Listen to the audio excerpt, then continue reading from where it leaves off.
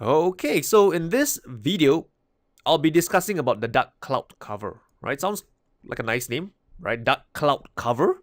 So this is just the opposite of the piercing pattern, right? So you can see, let me explain. This is a first candle, it's a bullish candle. The price opens here, buyers stepped in, push all the way up higher, and finally closing near the highs. Then what happened is that the sellers came in and pushed price lower all the way back down, towards the low of the candle. So the dark cloud cover, right, is basically when this second candle, the later candle, has closed below the 50% mark of the first candle. So let's say the 50% mark of this first candle is here. Anytime it closes below this 50% mark, right, and it closes near the lows, it is considered a dark cloud cover.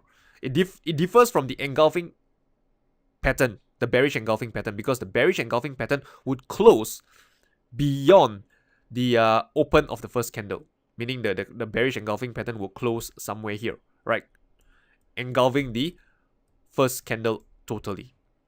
So with that said, let's have a look.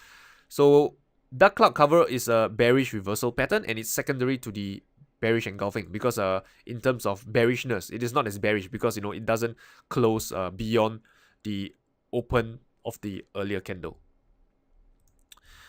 Sellers are momentarily in control, and the larger it is, the more significant it becomes, right? And in fact, the larger it is, it will become a bearish engulfing.